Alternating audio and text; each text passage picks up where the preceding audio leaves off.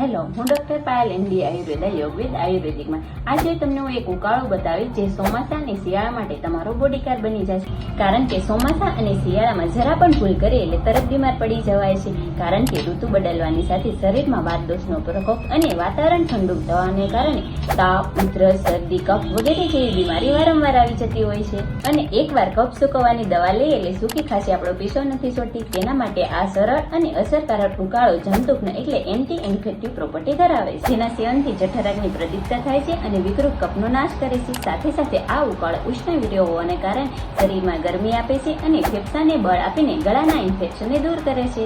હવે આ ઉકાળાને કેવી રીતે લેવો છે? આ ઉકાળાને અઠવાડિયામાં 3 થી 4 વાર ડેઈલી સવારે 1 કપ ખાલી પેટે લેવો જોઈએ અને જો 8 વર્ષથી નાનું બાળક હોય તો તેમને 3 થી 4 ચમચી લેવો જોઈએ. આ ઉકાળાની વિધિ અને ઘટક દ્રવ્યો નીચેના કેપ્શનમાં બતાવી આપ્યા છે, તો આ રીલ્સને સેવ કર, જેનાથી બદલાતી ઋતુમાં રોગોથી બચવા માટે તેનો ઉપયોગ તમે નિયમિત રીતે ભૂલ્યા વગર કરી શકો છો. આવી રીતે બદલાતી ઋતુમાં ઋતુચર્યાને અપનાવો, અગ્નિને પ્રદીપ્ત રાખો અને રોગોથી દૂર રહો.